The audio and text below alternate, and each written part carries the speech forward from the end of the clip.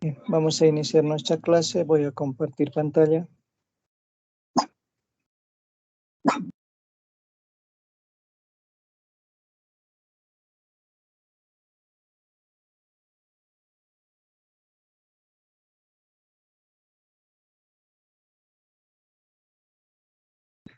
¿Pueden ver la pizarra virtual, jóvenes?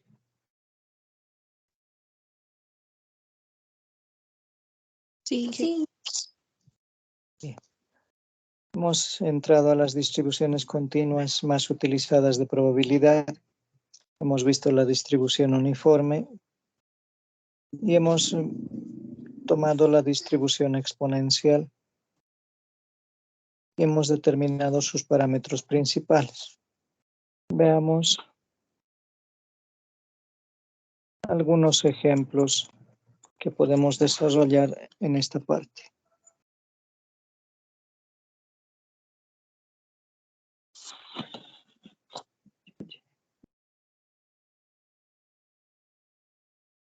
Un segundo, por favor.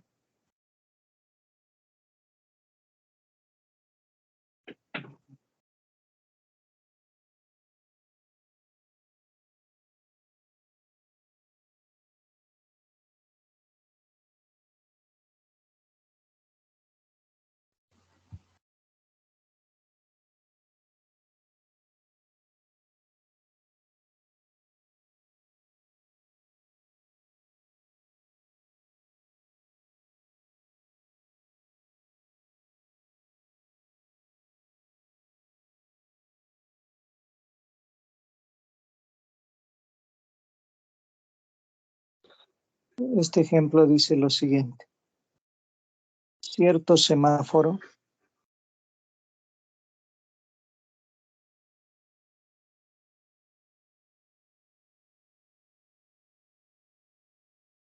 permanece rojo 45 segundos.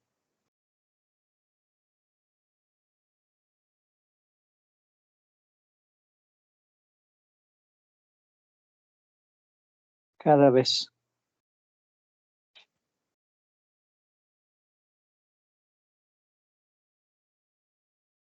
Un vehículo llega al azar al semáforo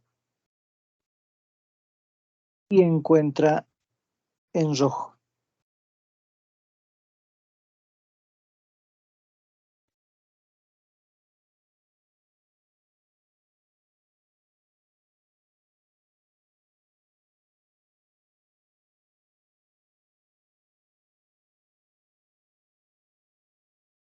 Punto seguido. Utilizando una distribución uniforme,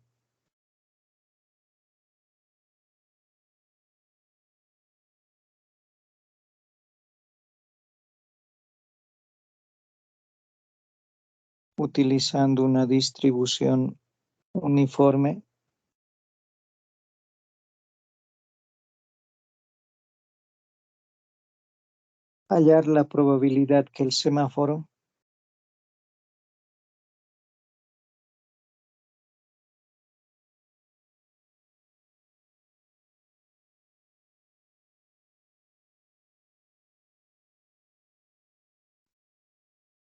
se ponga en verde en menos de 15 segundos.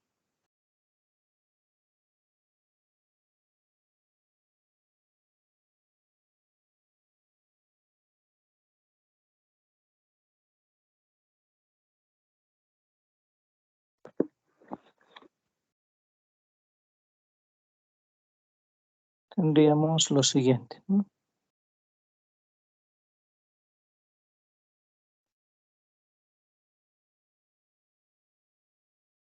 La distribución uniforme tendría la siguiente estructura. 0 permanece en rojo durante 45 segundos.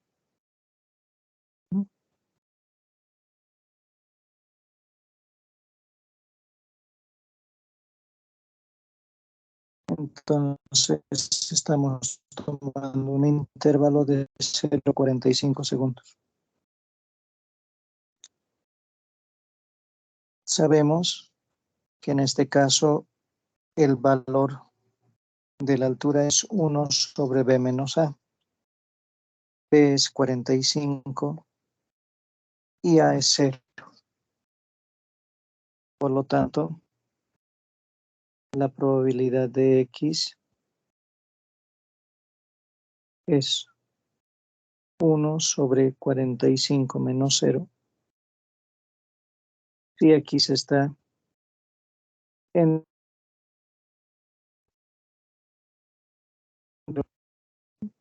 0 en otro caso. La función de distribución va a ser X menos B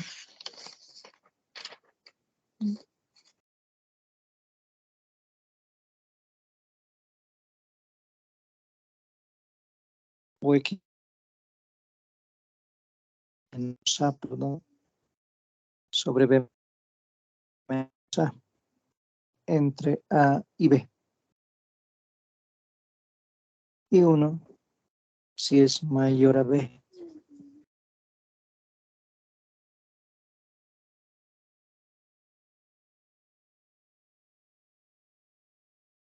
Entonces esto va a ser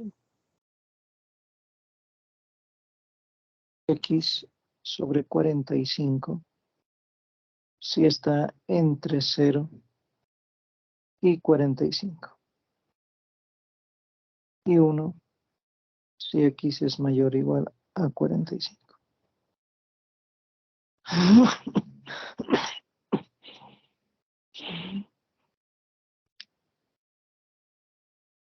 Dice que un vehículo llega al azar y lo encuentra en rojo. Y obviamente nos dice hallar la probabilidad de que el semáforo se ponga en verde en menos de 15 segundos. ¿Eso qué quiere decir? Que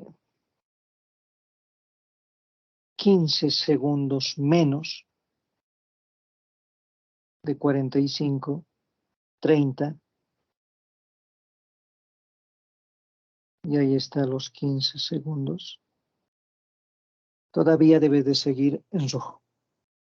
Entonces, debemos hallar la probabilidad acumulada entre 30 y 45 segundos.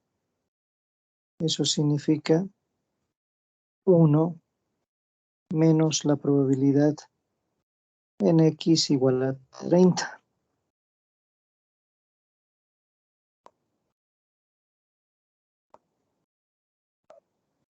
Uno menos, y evaluando en 30, tendríamos 30 45 avos. Quinta de 30 es 6 y de 45, 9. Tercera 2, tercera 3. 1 menos 2 tercios, 1 tercio. Esa es la probabilidad de que el semáforo se ponga en verde en menos de 15 segundos. ¿Alguna duda hasta ahí, jóvenes?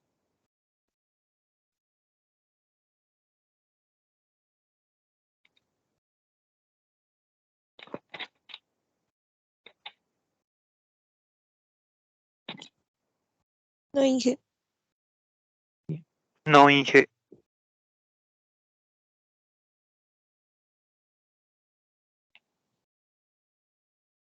Veamos ahora de la distribución exponencial.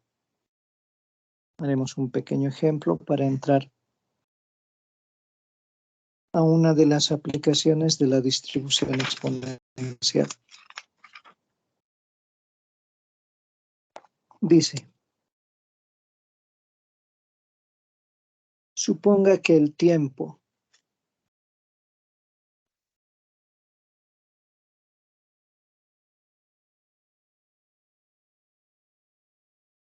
entre la llegada sucesiva de clientes a la ventanilla de un cajero de un banco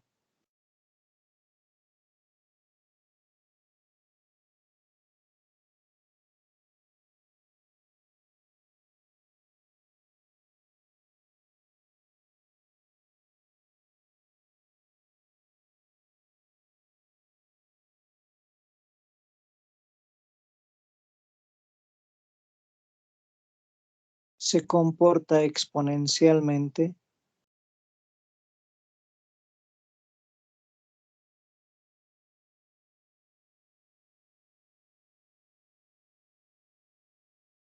con una media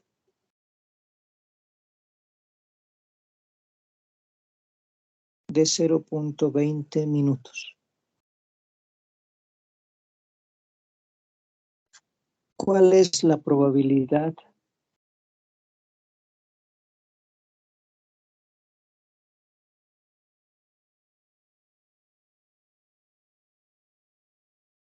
de un intervalo de menos de 10 segundos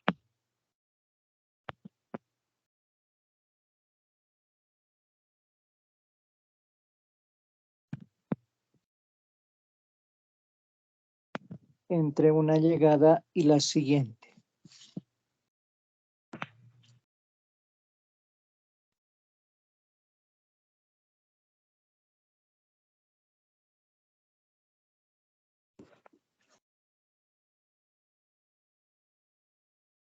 Veamos entonces. Dice que la media es de 0.20 minutos, es decir, el valor promedio esperado, que es 1 sobre lambda, es 0.20 minutos. ¿Esto qué significa? Que lambda es 1 sobre 0.20.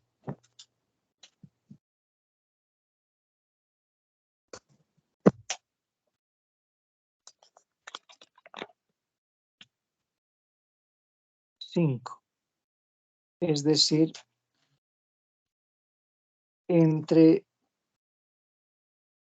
la llegada de un cliente a otro hay 5 minutos.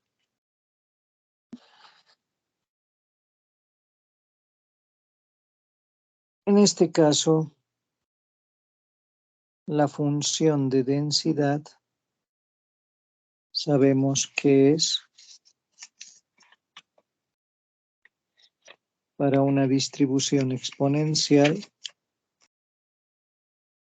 como lambda e a la menos lambda x, si x es mayor o igual a 0 y 0 en otros casos.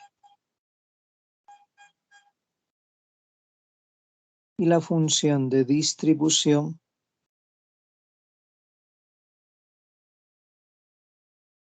es 0 si x es menor a 0 y 1 menos e a la menos lambda x si x es mayor o igual a 0. Entonces,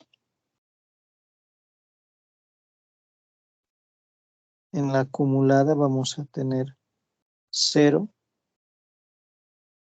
y 1 menos e a la menos 5x si x es mayor o igual a 0. Dice, ¿cuál es la probabilidad de un intervalo de menos de 10 segundos entre una llegada y la siguiente? 10 segundos. Esto equivale a que 60 segundos es un minuto, ya que el promedio está en minutos. Entonces esto es 1/6 de minutos. Por lo tanto, la probabilidad acumulada de un intervalo de menos de 10 segundos es igual a 1 menos e a la menos 5 por x, que es 1/6. 1 menos e a la menos 5/6, que reemplazando es 1 menos e a la menos 0.6 33,3333 periódico.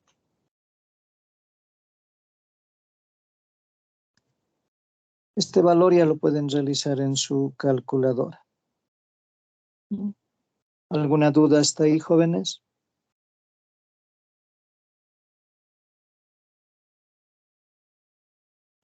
No, ingeniero. Bien. Entremos a la aplicación de la distribución exponencial en la teoría de confiabilidad.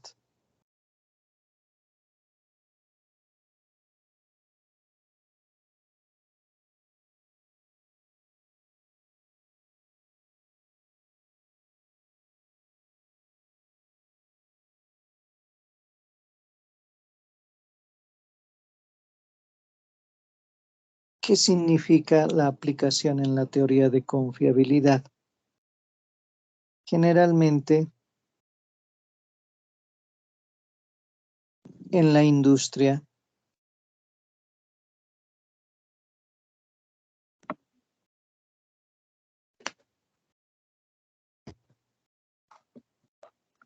se debe analizar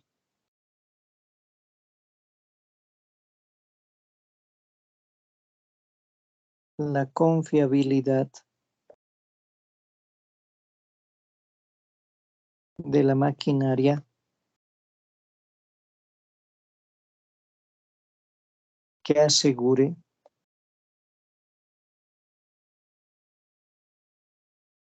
un nivel de producción adecuado.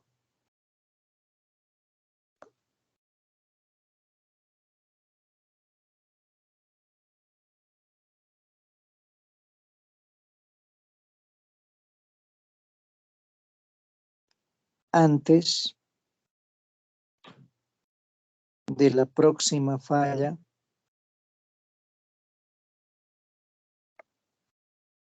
de un equipo en un tiempo T.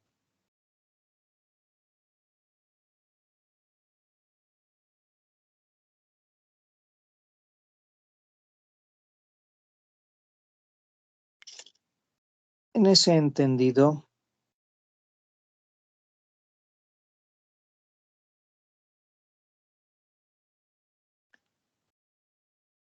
la probabilidad acumulada de que el tiempo sea menor al tiempo T es la función de distribución evaluada para T, siendo esta una distribución exponencial. Entonces, la probabilidad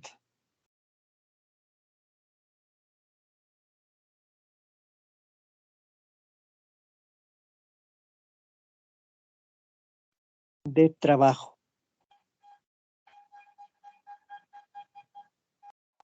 sin falla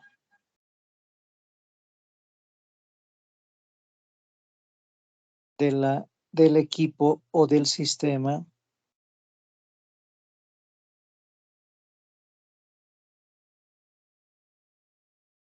¿no? Del equipo, componente o sistema es el complemento, ¿no? La probabilidad de que el tiempo sea mayor a T. Y esto es 1 menos la probabilidad de que T sea menor a T, ¿no?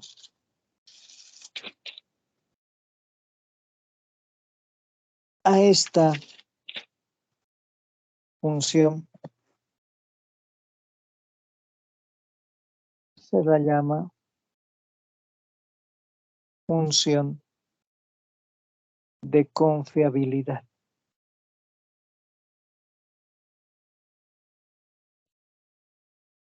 Entonces, cuando nos piden analizar la confiabilidad, Nos piden analizar de que el equipo dure más de un cierto periodo. Esta función de confiabilidad se aplica mucho en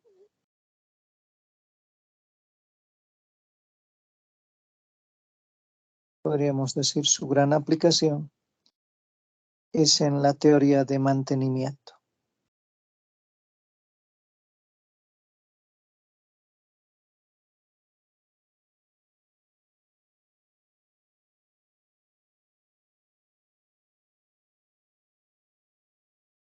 ¿Alguna duda hasta ahí, jóvenes?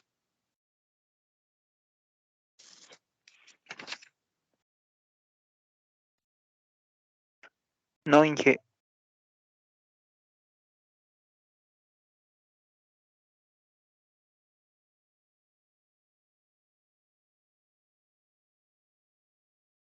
Veamos un ejemplo.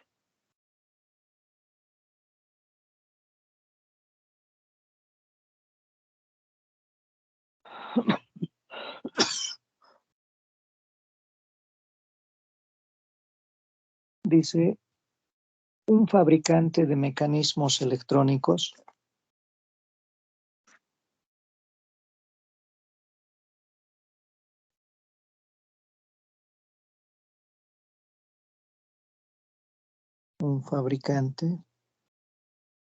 de mecanismos electrónicos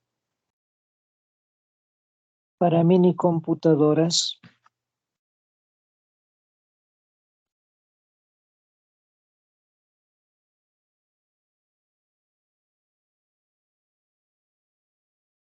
encuentra que el tiempo T en años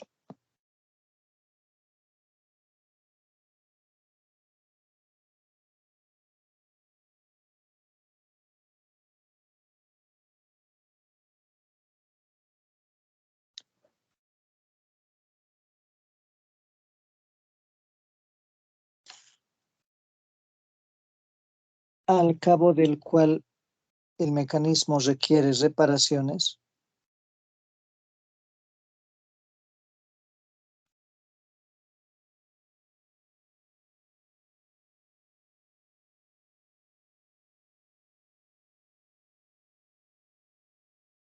es una variable aleatoria.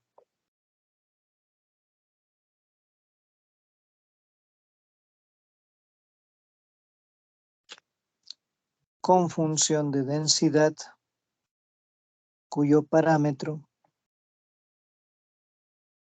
es un 25avo.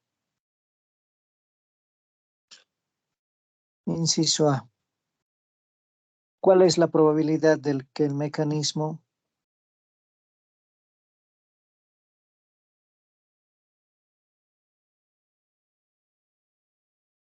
no requiera reparación durante 6 años?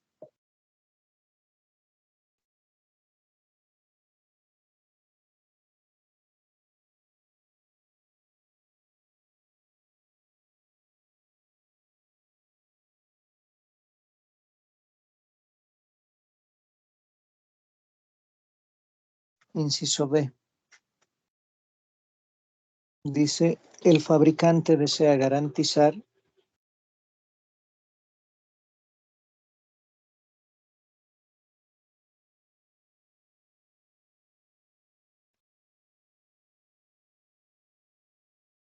para que el 90% de las computadoras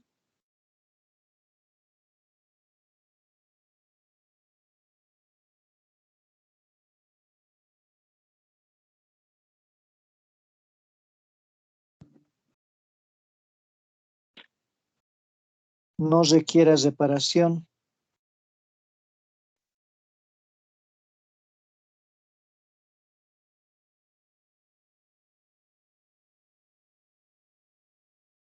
dentro del periodo de garantía.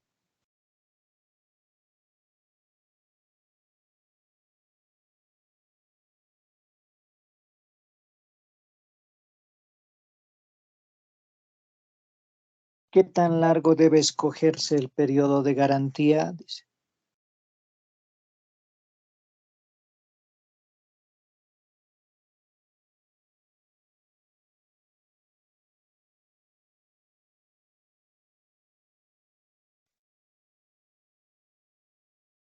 ¿Qué tan largo debe escogerse el periodo de garantía?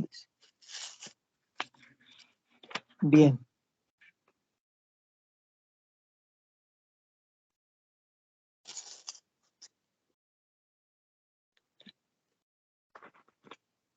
Veamos.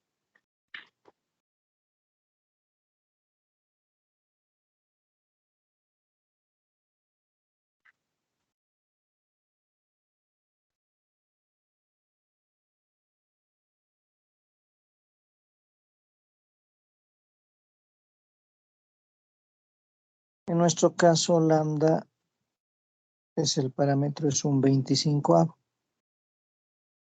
Y nos pide probar que el mecanismo, o hallar la probabilidad que el mecanismo no requiera reparación durante de 6 años.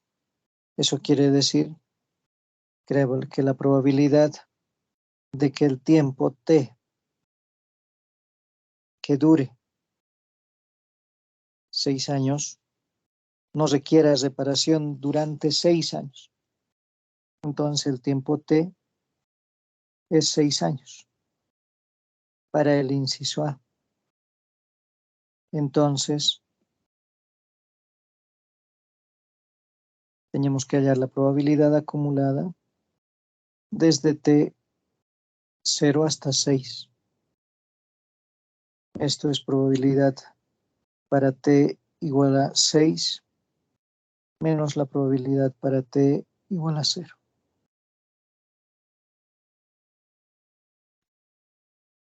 Para t igual a 6, tomamos una distribución exponencial, es lambda e a la menos lambda x, ¿no? Un 25 e a la menos un 25 por 6. ¿Cuánto es eso, por favor?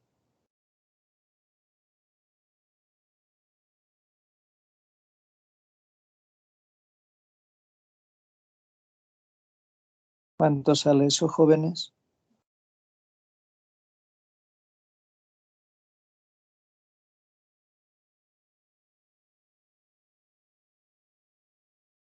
$0,031. Sí. 0,031.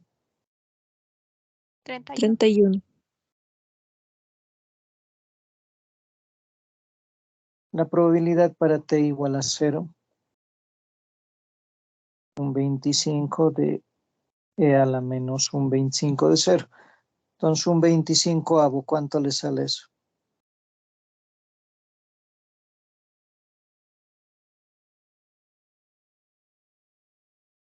$0,04.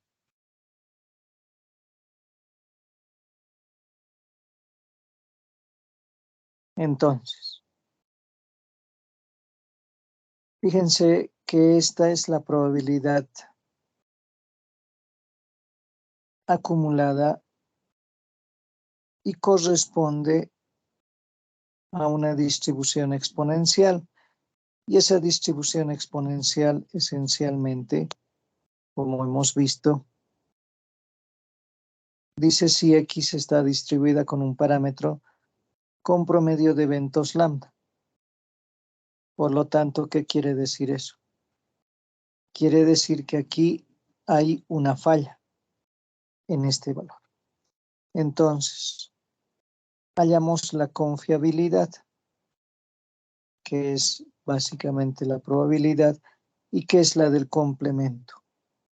1 menos la probabilidad para todo t menor a 6.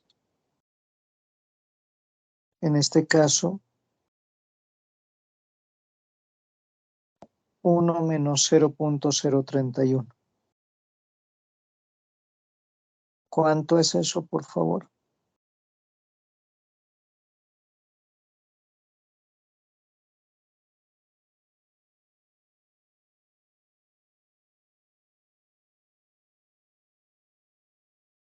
$0,969.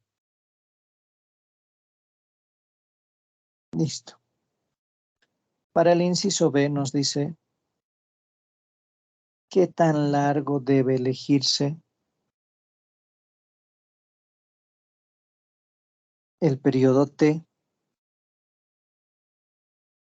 en el cual el fabricante desea garantizar en un 90% que no va a requerir reparación. Es decir,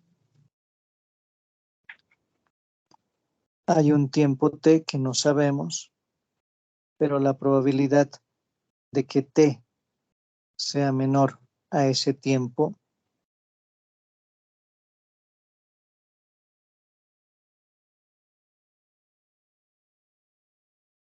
es 0.90,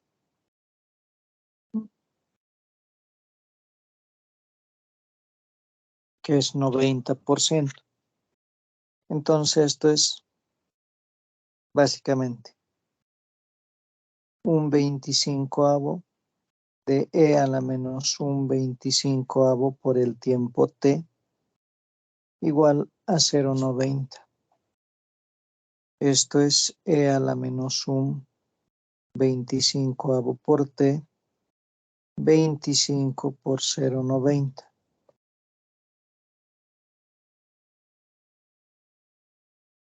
Aplicando logaritmos neperianos, menos un 25avo de T igual al neperiano de 25 por 0.90. ¿Cuánto nos sale, por favor, eso?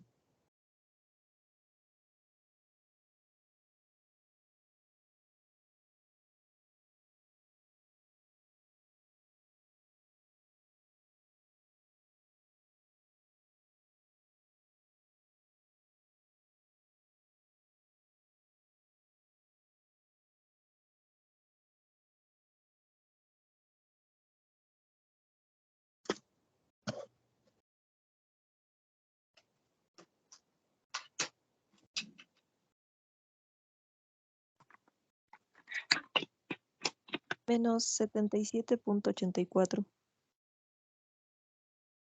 Ya.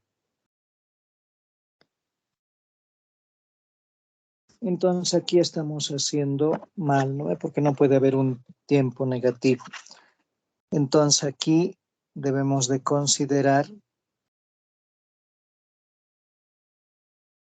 que esto debe de ser mayor, la confiabilidad. Entonces esto es 1 menos la del menor. Por lo tanto ahí esto va a cambiar a 0.10. Y obviamente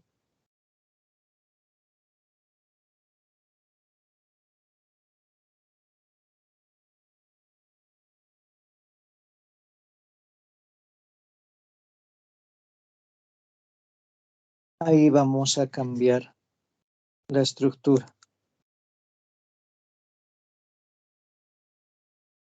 ¿Cuánto sale eso?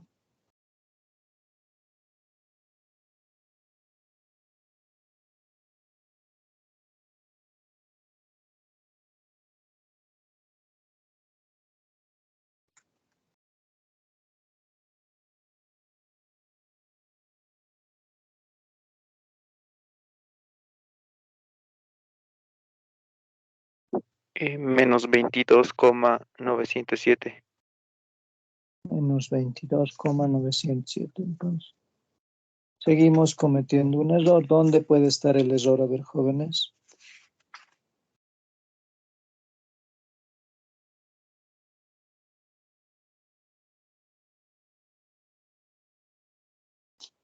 A ver, aquí.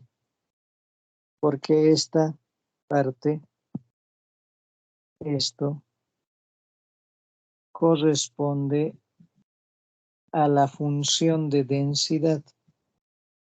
Y lo que nosotros que necesitamos es la de distribución. Entonces no es correcto manejar la función de densidad como fórmula,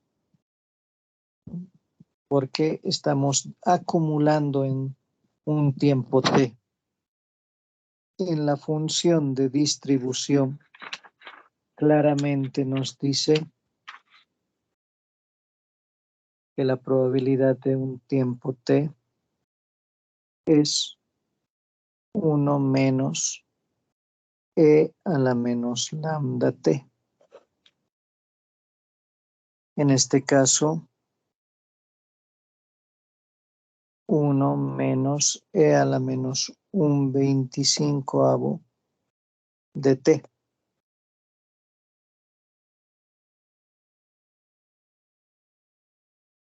Y esto es la probabilidad del menos. Por lo tanto, vamos a tener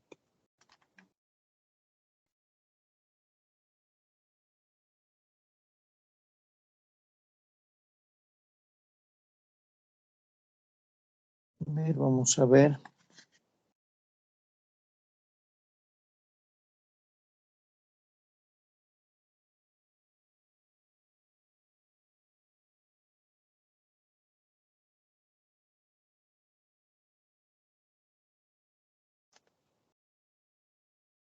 Entonces, 0.90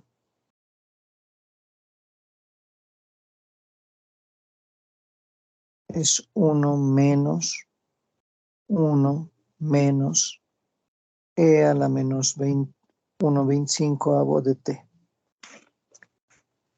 Por lo tanto, vamos a tener que 0,90 es e a la menos un 25avo de t. De aquí sí vamos a hallar nuestro tiempo t, ¿no?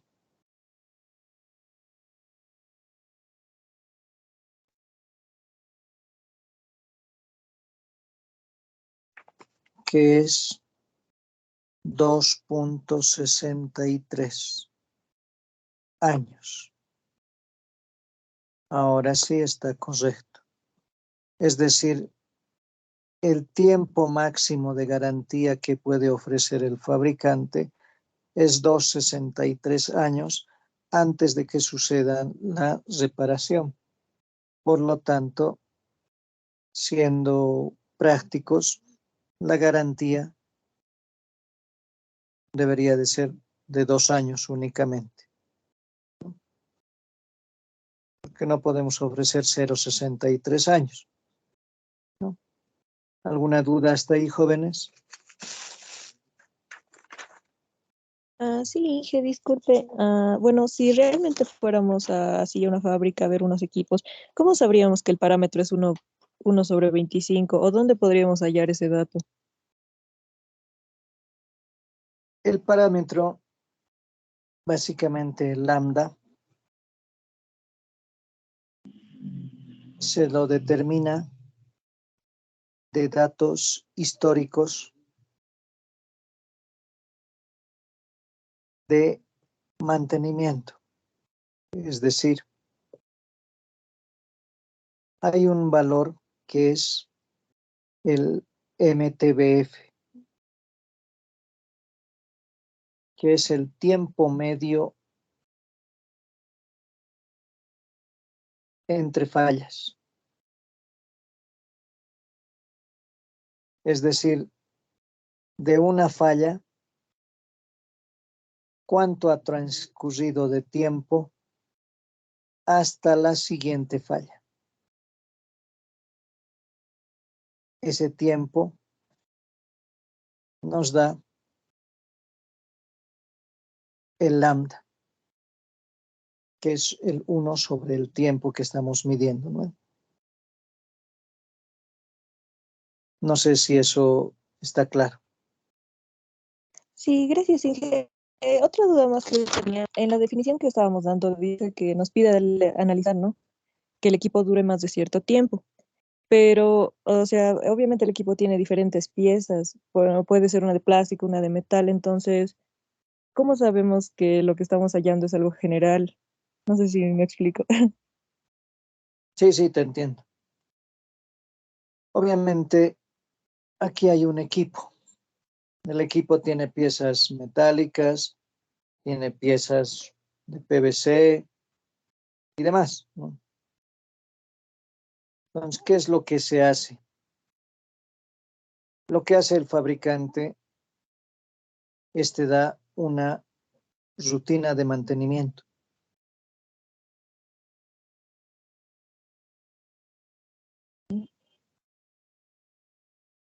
En esa rutina de mantenimiento está dividido por cada sistema. Sistema 1, sistema 2, sistema 3 y así sucesivamente. Si tú cumples las rutinas de mantenimiento, te da un periodo de vida útil. Este periodo de vida útil es necesario encontrar para cada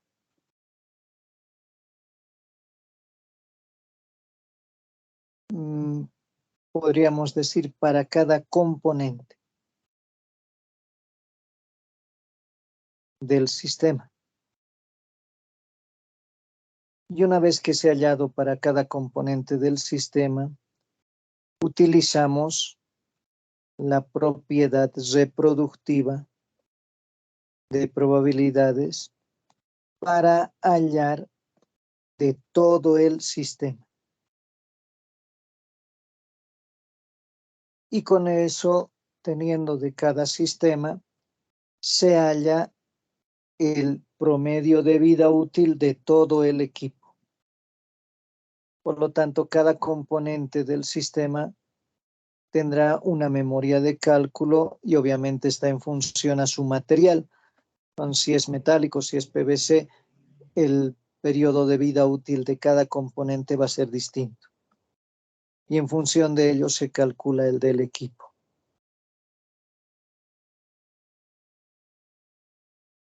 Lamentablemente, ¿qué es lo que sucede? Ustedes no llevan una asignatura propia de mantenimiento.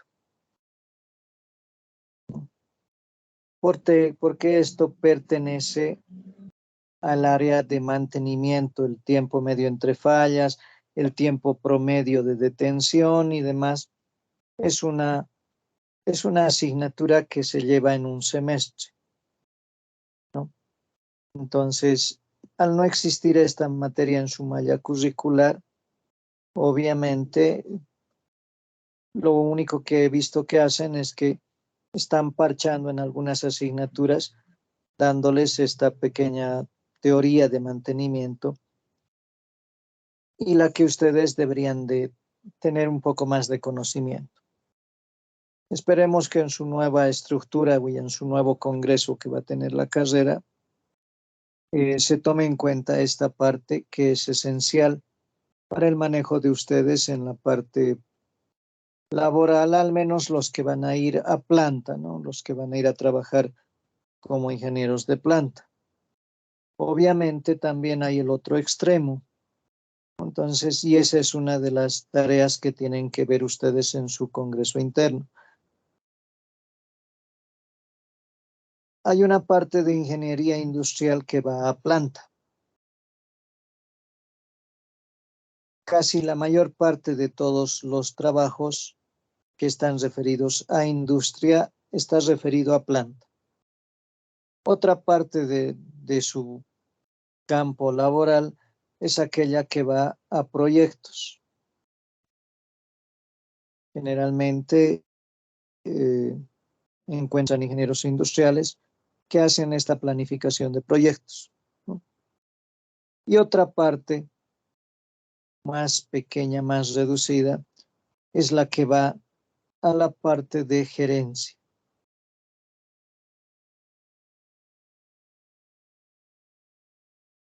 Entonces, ya hace algunos años se tomaron decisiones que lamentablemente fueron en contra de la carrera, ¿no? Decisiones de querer sacar solamente ingenieros gerentes. Como efecto de ello, ustedes que son nuevos deberían de conocer que hace un buen tiempo, por efecto de este cambio que han visto de que era bueno tener ingenieros gerentes, Se han eliminado un conjunto de asignaturas. Han eliminado, por ejemplo, Física 200 que llevaban.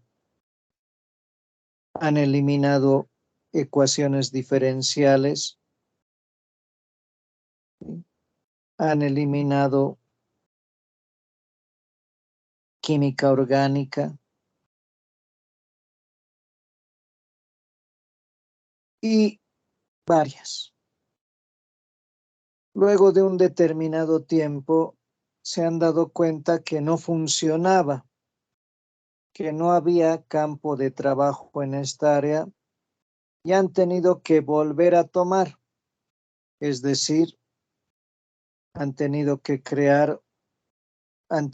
volver a tomar ecuaciones. Física 200 la han dejado y han tenido que volver ahora últimamente a dividir y a llevar química 100 y química orgánica 1.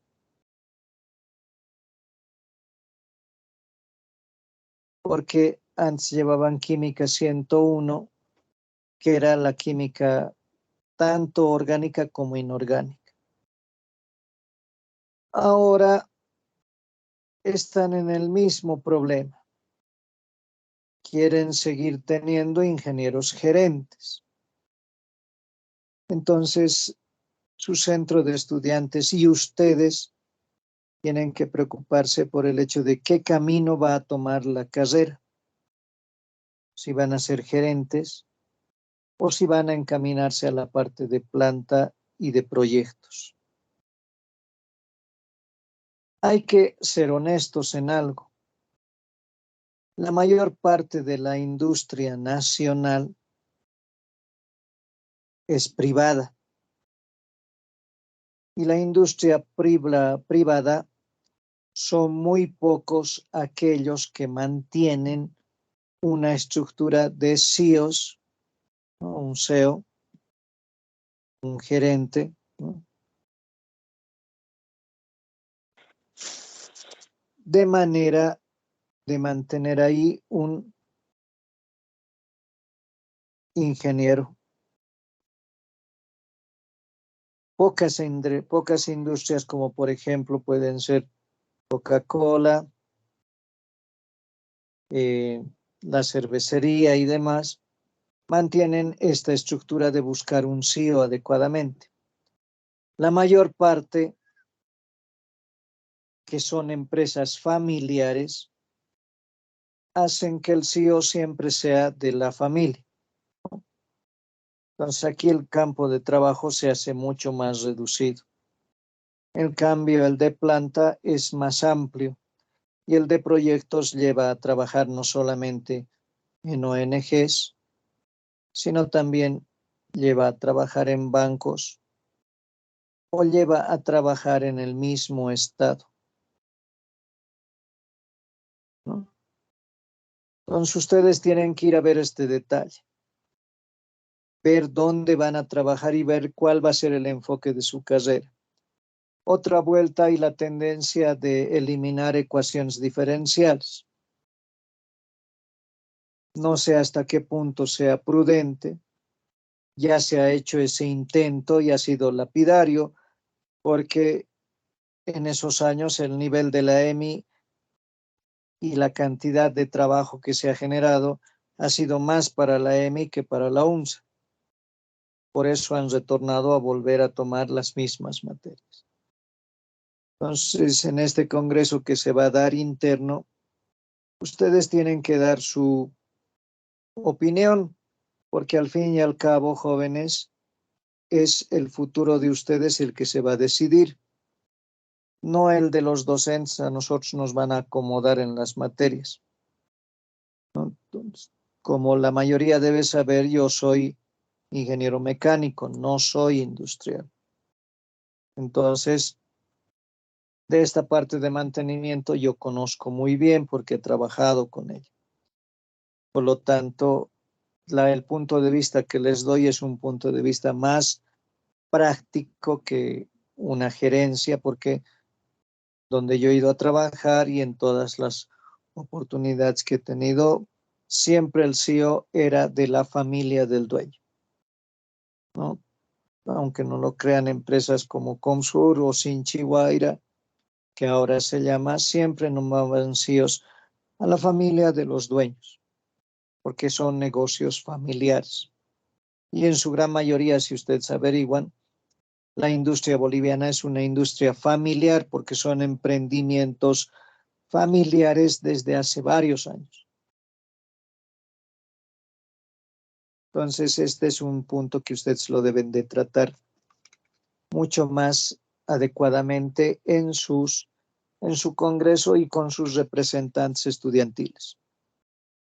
No sé si con eso he quedado aclarado tu interrogante un poco más. Sí, ingeniero, muchas gracias y también gracias por preocuparse por nosotros. Un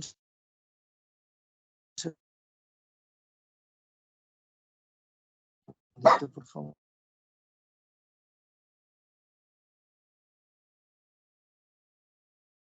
En realidad, jóvenes, lo que a mí me preocupa es que ustedes al salir tengan un mercado profesional de trabajo, porque los docentes que estamos de una o de otra manera ya hemos vivido la parte laboral, ¿no?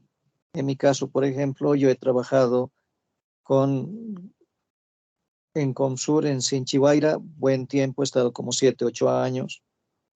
He regresado a la ciudad porque el trabajo es en campamento y ahí he visto que se contrata mucho ingeniero industrial, ¿no? Para la parte de manejo de almacenes, inventario, un poco de proyectos, ¿no? Y obviamente en planta los que dominaban, ¿no? Porque no había mucho ingeniero industrial, eran los químicos, ¿no? Obviamente después he trabajado en otra empresa de telecomunicaciones, he estado en lo que se denominaba AES y lo que ahora es Access. He estado trabajando ahí bastante tiempo en la parte de ingeniería de planta. Pero obviamente ahora los requerimientos han cambiado. Como he dado clases tanto en la UMSA como en la EMI, yo he visto en carne propia cómo los de la facultad sufrían en conseguir trabajo en esa época en la cual han decidido cambiar el rumbo de la carrera y al final, después de 6 años, se han dado cuenta que los resultados no eran los que esperaban y han tenido que el rumbo de la carrera en tomar un sentido de planta. Entonces, desde mi punto de vista, ya la ingeniería es global y se necesita ingenieros que sepan de planta, pero también estén preparados para ser gerentes. Pero no nos podemos partir en ambos. Hay que unificar los intentos y hay que escoger básicamente las asignaturas que más se adecúen y la orientación de ellas. Las del curso básico simplemente son generales, les dan bases para poder enfrentar sus asignaturas de carrera. En las de carrera es donde ya hay que exigir un cambio de orientación para que ya sea un enfoque mixto, manejar un poco de planta y manejar también gerencia. La parte de producción industrial, por ejemplo, ellos necesariamente son de planta, es producción, pero el ingeniero industrial actual ya debe de conocer tanto de planta como de gerencia. Si solamente se va a enfocar en ser gerentes, vamos a cometer el mismo error de hace varios años y eso no es bueno. Entonces, es menester también de ustedes que eh, puedan con sus representantes estudiantiles generar básicamente esa confianza, porque al final los que van a decidir son los representantes estudiantiles juntamente con la representación docente. Entonces, mi sugerencia es que vayan y se apersonen con sus representantes estudiantiles y averigüen qué está sucediendo con estas preliminares, donde por lo menos yo sé que ya quieren eliminar ecuaciones diferenciales y obviamente después Al final a mí me van a dar otra materia, no me hago problema.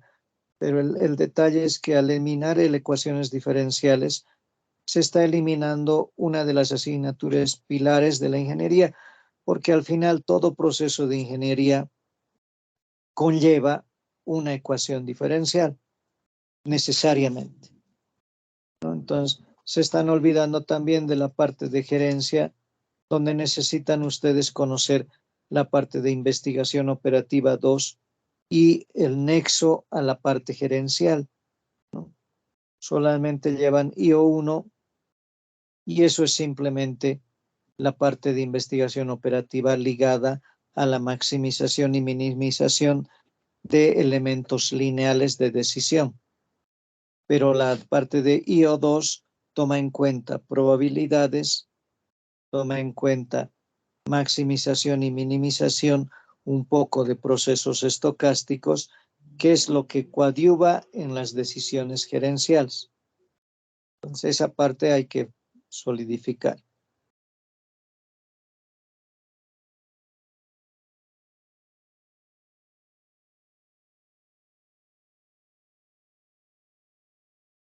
Ingresemos ahora a la distribución más importante, la denominada distribución normal.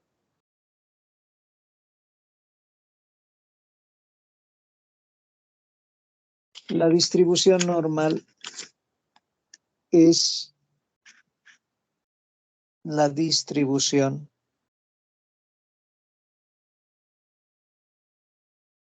más importante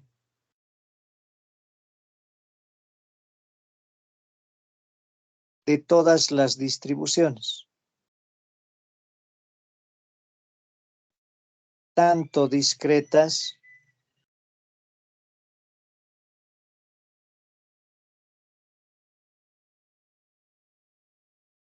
como continuas. ¿Por qué tanto discretas como continuas? Porque luego de encontrar la importancia de la distribución normal, todas las discretas tienen aproximaciones con la normal. Entonces, por ello se ha convertido en la más importante. La distribución normal, ¿en qué se basa? Sea una variable aleatoria X con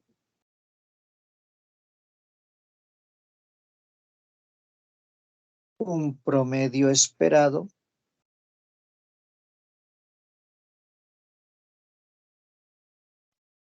mu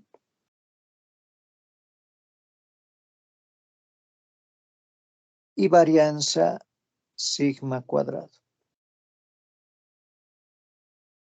Se dice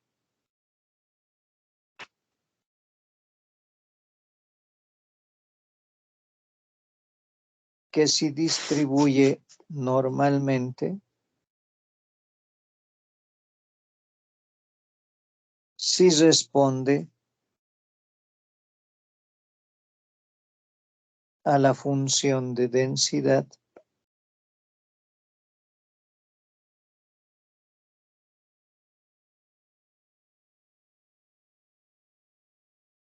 P de X igual a 1 sobre la desviación estándar raíz de 2pi por E elevado a la menos 1 medio que multiplica a X menos el valor promedio esperado entre la desviación estándar al cuadrado. Esto si X está de menos a más infinito, ¿no? Si graficamos esta función de densidad,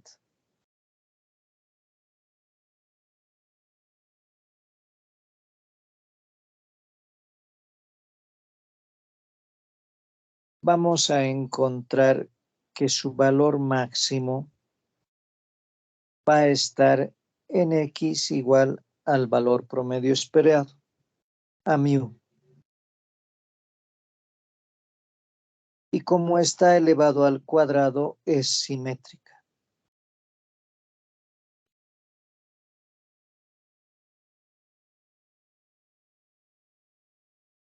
Ahora, la función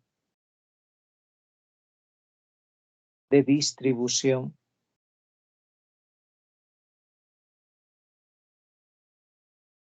es el acumulado. Y en este caso sería la integral de menos infinito hasta algún valor X de 1 sobre la desviación estándar, la raíz de 2pi, e a la menos 1/2 de X menos mu sobre la desviación estándar al cuadrado, diferencial de X. Esta integral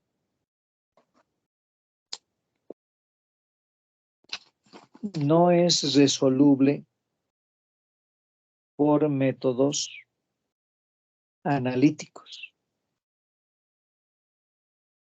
Es decir, esta integral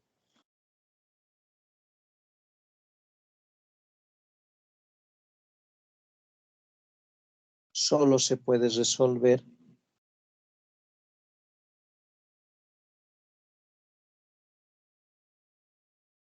de manera aproximada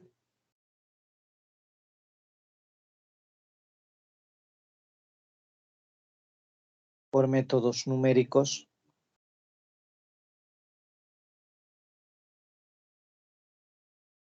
o mediante integrales complejas.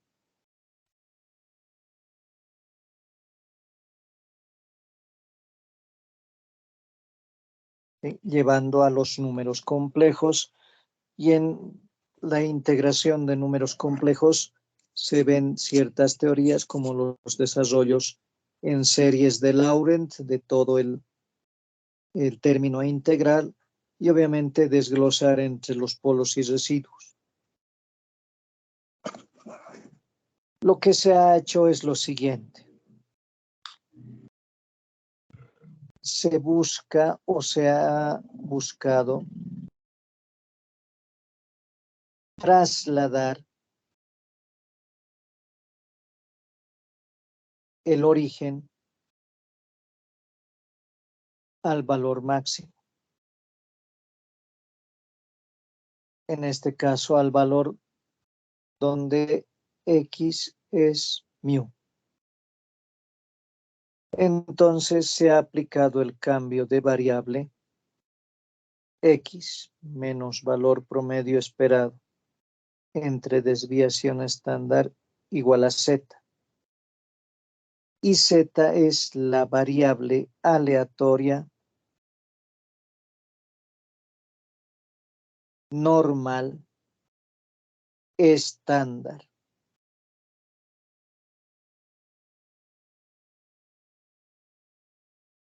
Como para X estaba mu y sigma cuadrado, hay que encontrar lo mismo para Z.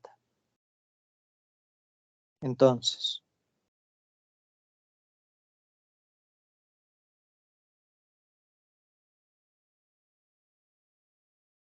como Z es igual y del cambio de variable voy a distribuir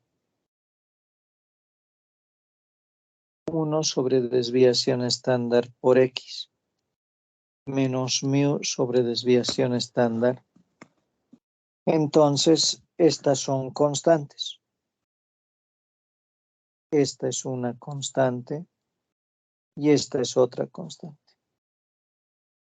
Entonces, hallamos, ¿no? Mu de AX más B es A por mu de X más B. Esto es la media de Z. A, que es 1 sobre la desviación estándar. La media de X, que es mu, más B, que es menos mu sobre sigma. Por lo tanto, la media para Z, para la variable aleatoria normal estándar, es 0. Y también hemos visto que sigma al cuadrado de AX más B es A cuadrado sigma cuadrado de X, porque la desviación estándar de una constante es 0. Entonces, la varianza para Z es 1 sobre sigma al cuadrado, desviación estándar de X, que es sigma al cuadrado. Por lo tanto, sigma cuadrado de Z es 1. Es decir, Z se distribuye normalmente con media 0 y varianza unitaria.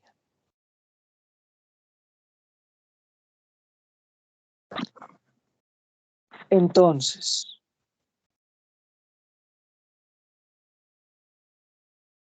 la función de densidad para Z va a ser 1 sobre la raíz de 2pi, porque el sigma de Z vale 1,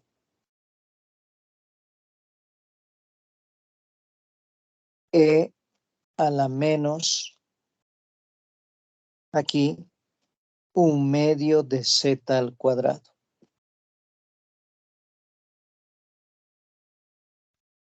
Y Z obviamente va a estar de menos hasta más infinito. Eso no cambia. La función de distribución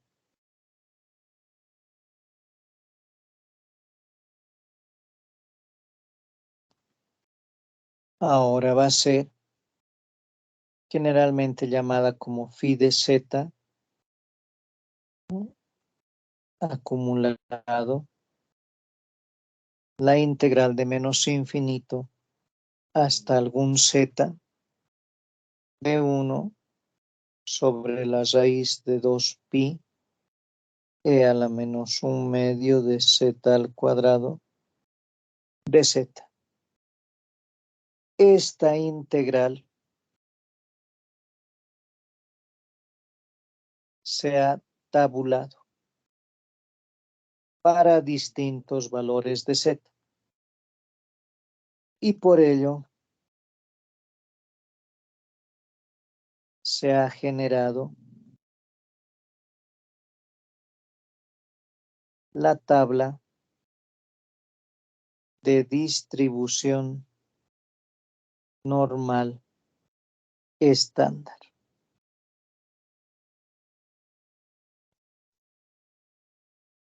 En esta tabla de distribución normal estándar, ustedes la pueden descargar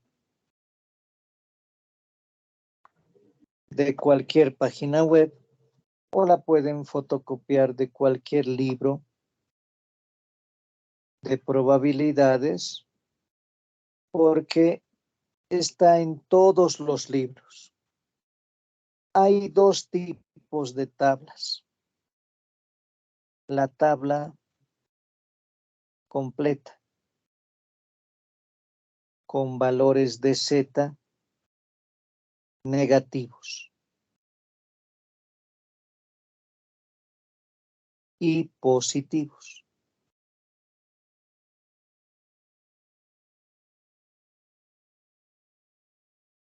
¿Por qué se maneja de esa manera?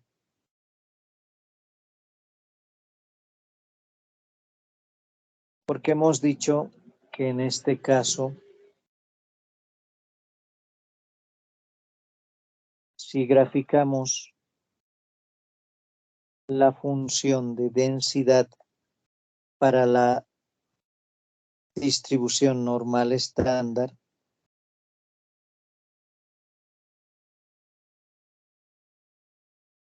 lo que hemos hecho es trasladar al origen el valor máximo.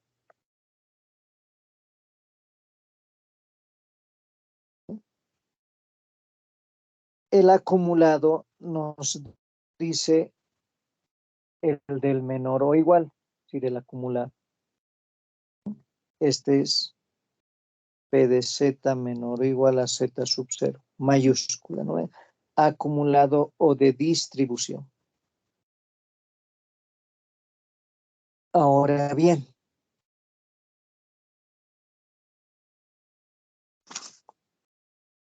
cuando ya acumulamos, son válidas las siguientes propiedades.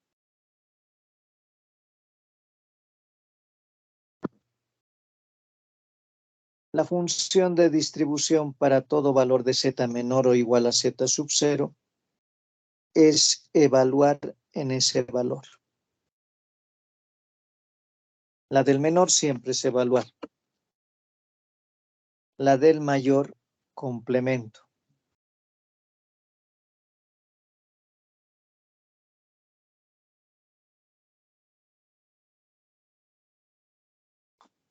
Cuando tenemos entre dos valores,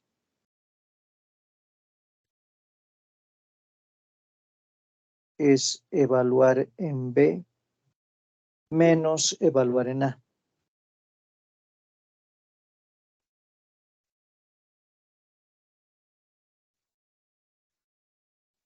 ¿No? Pueden ser estos cerrados o abiertos porque es distribución continua. Ahora bien, esta distribución es simétrica.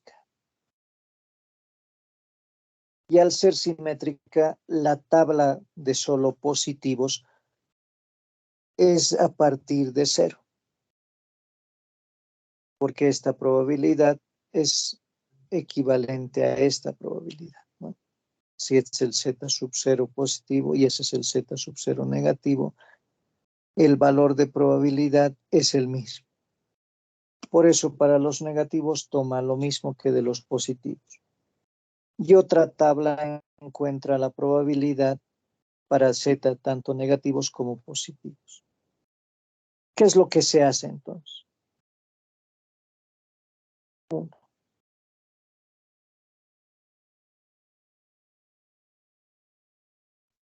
Los datos no están en Z. Los datos están para X. Entonces, como los datos están para X, se halla Z, que es X menos media sobre desviación estándar. Con este valor de Z que calculamos para un X sub 0, hallamos el Z sub 0, lo que se hace es entrar a la tabla. El valor de Z tiene que calcularse con 2 decimales. ¿Sí? Vamos a suponer Z, por ejemplo, 1,27. Siempre con 2 decimales. La tabla está estructurada de la siguiente manera.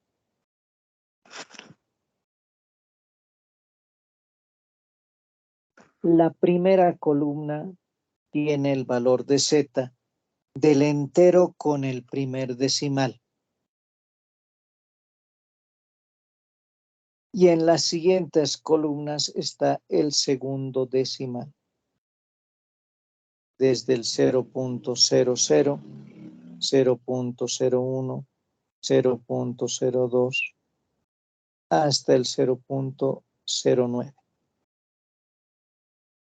Entonces, si tengo Z 1,27, busco 1,2 y en el 0.07. Ahí está 1,27. ¿Qué es lo que se hace? Se lleva imaginariamente una línea horizontal del valor con el primer decimal y se choca con la línea vertical del segundo decimal.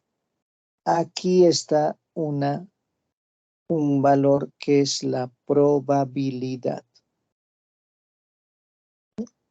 Aquí hay un conjunto de valores que van desde 0.999999 hasta 0.001. Casualmente la tabla tiene valores desde -3,9 hasta 3,9, donde las probabilidades van evolucionando. Y aquí hay una probabilidad con 4 decimales. Pónganse 0.897 o con 3 decimales. Entonces, entramos a la tabla, vemos 1,27 y en nuestro caso, por ejemplo, yo tengo la tabla en el libro, dice que la probabilidad para 1,27 es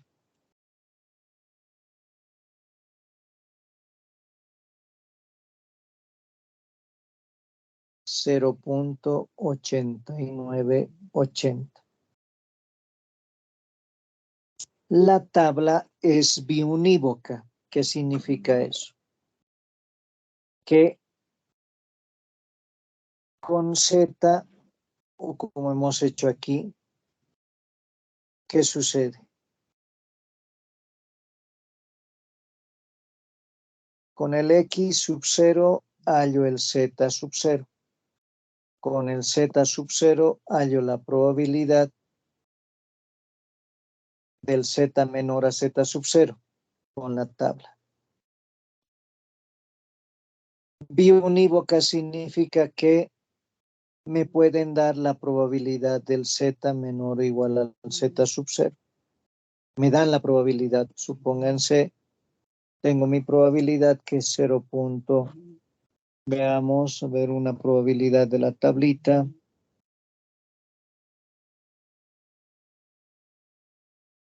0.025. Si me dan la probabilidad, puedo hallar el Z sub 0, porque al revés hago.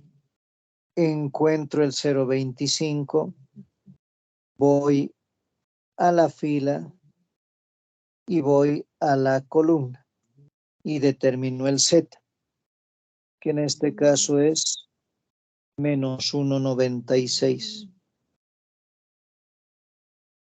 Y como tengo mu y sigma, entonces puedo hallar el X sub 0. A eso se llama biunívoca, que puedo hallar la probabilidad a partir de un X o puedo hallar el X a partir de su probabilidad acumulada. Esta tabla es la que me da la probabilidad de distribución acumulada, el P mayúscula. Entonces, por favor, para la siguiente semana, tienen que tener al lado su tabla de distribución normal. Yo les voy a pasar en formato digital en este momento al grupo de WhatsApp. Ustedes pueden imprimirlo y con esas tablas vamos a trabajar en los ejemplos. ¿Alguna duda hasta ahí, jóvenes?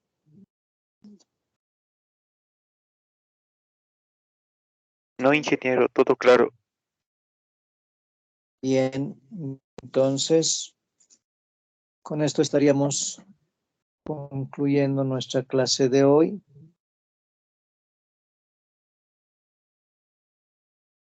Los resultados del examen de ayer los vamos a hacer en el solucionario la siguiente semana y ya les voy a devolver los 2 parciales, ¿no? Entonces no va a haber ningún problema. Nos quedaría simplemente un parcial que corresponde a distribuciones continuas, las distribuciones muestrales que vamos a ver después de esto, y lo que es variable aleatoria bidimensional. Bien, jóvenes, ahí quedaríamos nuestra clase de hoy.